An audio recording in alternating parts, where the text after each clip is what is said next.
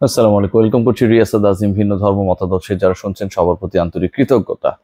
যেই ট্যাগলাইনে আলোচনা একদম সরাসরি যেতে চাই, চ্যাম্পিয়ন্স ট্রফি আদৌ হবে কিনা, এবং চ্যাম্পিয়ন্স ট্রফি মানে আরো একটা আইসিসি ইভেন্ট। আমরা যদি হিসাব করে দেখি যে বাংলাদেশ মোটামুটি বছর খানেকের মধ্যে 14 মাসের মধ্যে 14 থেকে 15 মাসের মধ্যে 3টা আইসিসি ইভেন্টে অংশগ্রহণ করতে যাচ্ছে। দুটো তো হয়ে গেছে অলরেডি, 50 ওভার্স ওয়ার্ল্ড কাপ, টি20 ওয়ার্ল্ড কাপ এবং চ্যাম্পিয়ন্স ট্রফি। ফেব্রুয়ারি 19 তারিখে অ্যাপ্রক্সিমেট যে ডেটটা এখন পর্যন্ত ফিক্সড করা হয়েছে, পিসিবি সেই খসড়া বার্বাডোসের ফাইনালে পিসিবির প্রতিনিধি হিসেবে যিনি ছিলেন, পিসিবির চেয়ারম্যান, তিনি আইসিসির কাছে হস্তান্তর করেছেন এবং 19 তারিখে শুরু হয়ে, ফেব্রুয়ারি 19 তারিখে শুরু হয়ে সেটা মোটামুটি 20 দিনের একটা টুর্নামেন্ট এবং 9 তারিখে ফাইনাল হবে মার্চ মাসে। যাই হোক, এইগুলো নিয়ে আলোচনা চলছে। বাংলাদেশের গ্রুপিং নিয়ে অনেক ডিসকাশনস রয়েছে। বাংলাদেশের গ্রুপে এশিয়ার দুই পরাশক্তি পাকিস্তান তো স্বাগতিক, ইন্ডিয়া রয়েছে, নিউজিল্যান্ড রয়েছে, এবং অপর গ্রুপে ইংল্যান্ড, অস্ট্রেলিয়া এবং তাদের সঙ্গী আফগানিস্তান এবং সাউথ আফ্রিকা। যাই হোক, যে আলোচনাটা করতে চাই, আবারও বলছি যে চ্যাম্পিয়ন্স ট্রফি আদৌ হবে কিনা। আমি একটু আগে যখন বলছিলাম, গ্রুপিংটা বলার সময় একটা ব্যাপার ক্লিয়ার করেছি যে পাকিস্তান, দে আর দ্য হোস্ট। এখন পর্যন্ত মানে 2008 সালের পর থেকে গত 16 বছরে ইন্ডিয়া পাকিস্তান সফরে একবারের জন্য যায় নাই।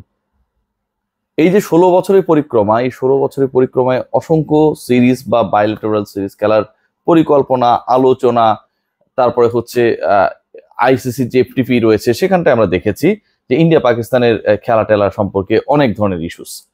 ইভেন এশিয়া কাপ, যেহেতু এটা হচ্ছে মানে এমন ভাবে আয়োজিত হয় যে বিভিন্ন সময় এশিয়ার বিভিন্ন দেশ এটার আয়োজক থাকে, কখনো শ্রীলঙ্কা, কখনো ইন্ডিয়া, কখনো পাকিস্তান, কখনো বাংলাদেশ। যখনই পাকিস্তানের স্লটে এশিয়া কাপ আয়োজন করেছে, ঠিক সেই সময়টাতেও আমরা দেখেছি টিম ইন্ডিয়া খেলার জন্য পাকিস্তানে যায় নাই। যদিও একই সময়ে, অর্থাৎ এই 16 বছরের সময়ে পাকিস্তান অসংখ্যবার ভারত ট্যুর করেছে। সবশেষ ওয়ার্ল্ড কাপে তারা ইন্ডিয়ায় গিয়েছে, তারা 5টা ভেন্যুতে 9টা ম্যাচ খেলেছে, মানে ভিন্ন ভিন্ন ভেন্যুতে গিয়ে তারা খেলেছে। কিন্তু এবার ভারতের ক্ষেত্রে যে খসড়া সূচি প্রকাশিত হয়েছে, এটা নিয়ে রিপোর্ট হয়েছে, আল জাজিরা থেকে ইএসপিএন, ক্রিক ইনফো থেকে শুরু করে সবাই করেছে, আমরা করেছি। সেখানটায় ভারতের সব ম্যাচ রাখা হয়েছে লাহোরের গাদ্দাফি স্টেডিয়ামে। এবং লাহোরের যে ম্যাচগুলো রাখা হয়েছে, সেখানটাও একটা ইন্টারেস্টিং ইস্যু রয়েছে যে লাহোরে যদি সেমিফাইনাল রাখা হয়নি, কিন্তু ভারত যদি সেমিফাইনালে যায়, তাহলে লাহোরে ভারতের ম্যাচটা শিফট করে, মানে রাওয়ালপিন্ডি এবং করাচির যে হিসাব বিকাশ রয়েছে, সেখান থেকে লাহোরে নিয়ে আসা হবে। ইন্ডিয়ার জন্য এত কিছু করা, কিন্তু সেই ইন্ডিয়া যদি চ্যাম্পিয়ন্স ট্রফি খেলতে অস্বীকৃতি জানায়, তাহলে তো চ্যাম্পিয়ন্স ট্রফি হবে না। দেখুন, এটা যদি ফুটবল ওয়ার্ল্ড কাপ হতো, কোনো একটা দল, কোনো একটা দেশ, তারা যদি বলতো যে অমুক দেশে খেলা হলে আমরা খেলবো না, বিশ্ব চ্যাম্পিয়ন আর্জেন্টিনা হতে পারে, সবচেয়ে সফল দল ফুটবলের এখন পর্যন্ত ব্রাজিল হতে পারে। ধরেন এরকম দলগুলো, পরাশক্তি যারা, জার্মানির কথা আমরা বলতে পারি, ইংল্যান্ডের কথা বলতে পারি, ফ্রান্সের কথা বলতে পারি, তারা যদি বলে যে অমুক দেশে খেলা হলে আমরা খেলবো না, সেই খেলাটা ওই পার্টিকুলার দেশ খেলতে না চাইলে এটার জন্য ফিফা ওয়েট করবে না যে সে আসলে কোথায় খেলতে পছন্দ করে, কোন জায়গাটায় তার কমফোর্ট জোন রয়েছে। বরং তুমি যদি খেলতে না চাও, তোমার পয়েন্ট কাটা যাবে, তুমি অংশগ্রহণ করলে করবা ভাই, নাই না করলে না। কিন্তু আইসিসির ক্ষেত্রে ঘটনাটা ভিন্ন। ভারত কি চায় সেটাকে গুরুত্ব দিয়ে ফিক্সচার্স এবং একই সাথে ম্যাচ ভেন্যু নির্ধারিত হয়। চ্যাম্পিয়ন্স ট্রফিতে হচ্ছে আইসিসি ইভেন্ট, আয়োজক হচ্ছে পাকিস্তান। সেই আইসিসি ইভেন্টে ভারতকে ছাড়া, ভারত খেলতে যদি না চায়, অবশ্যই চাইবে না, এবং যে চাইবে না, এই আলোচনাটা এখন থেকে হয়তো 2-3 মাস পরে শুরু হবে, আমি আগে থেকেই শুরু করে দিলাম। সেই ক্ষেত্রে আসলে কি হবে? সেই ক্ষেত্রে দুটো জিনিস হতে পারে। একটা হচ্ছে চ্যাম্পিয়ন্স ট্রফি হবেই না, যেহেতু পাকিস্তান আয়োজক, পাকিস্তান যদি অনড় থাকে যে ভারতকে এখানে এসে খেলতে হবে, ভারত বলবে যে আমরা এখানে খেলবো না, খেলবে না, এবং এই ধরনের আলোচনা তারা করবে। লাস্ট এশিয়া কাপেও তারা খেলেনি, তাদের ম্যাচেস গুলো শ্রীলঙ্কায় হয়েছিল। সো এই ঘটনা যদি ঘটে, তাহলে তো এখানে বলার কিছু নেই, চ্যাম্পিয়ন্স ট্রফি ভারতকে ছাড়া হওয়া সম্ভব না। বিকল্প যে জিনিসটা হতে পারে, আমি বললাম যে দুটো, একটা হচ্ছে যে হয় পাকিস্তানে হবে না, দ্বিতীয় হচ্ছে ভারতের খেলাগুলো পাকিস্তানের বাইরে অন্য কোনো একটা ভেন্যুতে হতে পারে।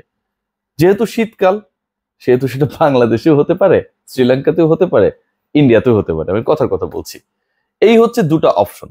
সো চ্যাম্পিয়ন্স ট্রফি নিয়ে যথেষ্ট অনিশ্চয়তা রয়েছে। এর গ্রুপিং, এর ফিক্সচার্স, ভেন্যুস যতই আপনি ফাইনালাইজ করেন না কেন, finally it depends on the decision made by BCCI.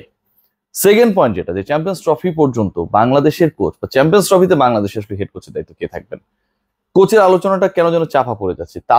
তাসকিনের issue নিয়ে এত বেশি ডিসকাশন হচ্ছে, এত বেশি নতুন নতুন ডাইমেনশনস আসছে, যে আসলে মূল যে ইস্যুটা, আমাদের সবশেষ ওয়ার্ল্ড কাপে বাংলাদেশের যে ব্যর্থতার জায়গাগুলো রয়েছে, যে জায়গাগুলো নিয়ে অনেক প্রশ্ন রয়েছে, সেগুলোর ব্যাপারে আসলে আলোচনা আনা হয়। তাসকিন আহমেদ কয় ঘন্টা ঘুমিয়েছিলেন, কখন উঠেছিলেন এবং তিনি কখন মাঠে পৌঁছেছেন, সেই ডিসকাশনটাই বেশি। মূল খেলার মধ্যে কিন্তু আমরা নেই। আমরা যেমন হচ্ছে সাকিব ভাই মাঠে এসে কি করলেন, বাচ্চাদের সাথে কে খেললেন, রিয়াদ ভাই নামাজ পড়লেন, তামিম ভাই শ্যাডো করলেন, এই আলোচনাগুলোর মধ্যে থাকি, ক্রিকেটের মূল আলোচনা ছাপিয়ে। এবারও বিশ্বকাপ শেষ হয়েছে এবং বিশ্বকাপে যথাযথভাবে বাংলাদেশ বাজে পারফরমেন্স করেছে, সেখানটাতেও আসলে বিশ্বকাপের পারফরমেন্স নিয়ে কোনো ধরনের ডিসকাশন নেই। তাস্কিনময় সবকিছু হয়ে গেছে, সোশ্যাল প্ল্যাটফর্ম বলেন, মূলধারা গণমাধ্যম বলেন। সো বাংলাদেশ দলের কোচের ব্যর্থতার প্রচুর জায়গা রয়েছে, অসন্তোষ রয়েছে। বাংলাদেশ ক্রিকেট বোর্ডের সবশেষ যে সভাটা হয়েছে 2 তারিখে, সেই সভায় ক্রিকেট বোর্ডের একজন প্রভাবশালী পরিচালক, খুবই প্রভাবশালী, আমি নাম উল্লেখ করবো না, বিপিএল গভর্নিং কাউন্সিলে খুব গুরুত্বপূর্ণ দায়িত্বে তিনি রয়েছেন। তিনি কোচের যে ডিসিশনস, কোচের যে প্ল্যানিং, ক্রিকেটারদের সাথে কোচের যে ডিলিং, দল নির্বাচনের ক্ষেত্রে কোচের যে ধরনের পক্ষপাত, দুষ্টতা, একনায়কতান্ত্রিক মনোভাব, অটোক্রেসি যেটাকে আমরা বলি, সবকিছু নিয়ে প্রশ্ন তুলেছেন। অন্য অনেক পরিচালক সেটাতে সায় দিয়েছেন।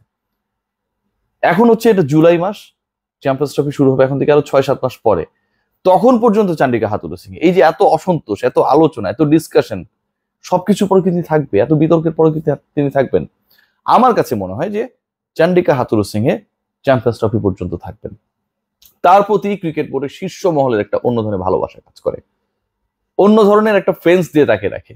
কোনোভাবেই যেন থাকে না যে ছাগলে গরুতে যদি কোনো একটা ফুল গাছ খেয়ে ফেলে, আমরা হচ্ছে সেটাকে ঘেরা দিয়ে রাখি, বেড়া দিয়ে রাখি, বিভিন্ন সময় বিভিন্ন নামে সেটাকে আখ্যায়িত করা যায়। ঠিক একইভাবে বাংলাদেশ ক্রিকেট বোর্ডের কিছু অংশ, গুরুত্বপূর্ণ অংশ, একটা ঢাল হয়ে আছেন চান্ডিকা হাথুরুসিংহের উপরে। যতই তিনি ব্যর্থ হন, যতই বিতর্কিত হন, যতই খারাপ ডিসিশন নেন না কেন, যতই পক্ষপাত দুষ্টতা নিয়ে প্রশ্ন উঠুক না কেন, যতই তার ব্যাপারে ক্রিকেট বোর্ডের যে মিটিং সেখানটায় আলোচনার টেবিল গরম হোক না কেন, end of the day Chandika Hathurusingha, এবং end of the day Chandika Hathurusingha replace করার জন্য কাউকে নাজমুল হাসান পাপন ভালো কোচ খোঁজার দায়িত্ব দিলেও তিনিই থাকবেন ফেব্রুয়ারি পর্যন্ত, এটা আমার মনে হয়।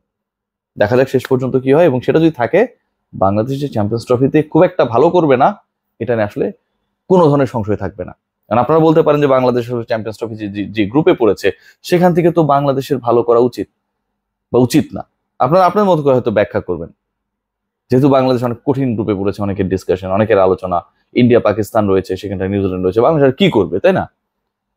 ভাই, বাংলাদেশ চ্যাম্পিয়ন্স ট্রফির সবশেষ যে আসর, যেটা 2017 সালে সবশেষ হয়েছে, সেখানটায় বাংলাদেশ সেমিফাইনালিস্ট ছিল।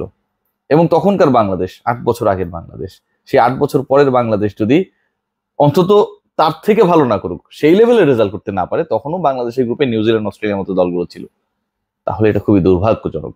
চান্ডিকা হাথুরুসিংহের জন্য আমরা মোটামুটি প্লট রেডি করে দিচ্ছি।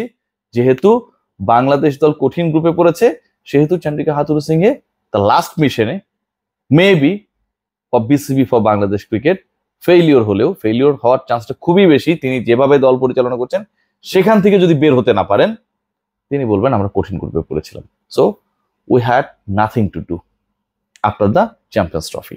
This could be his statement. সবাই ভালো থাকবেন, টেক গ্রেট কেয়ার। দেখা যাক কি হয় শেষ পর্যন্ত।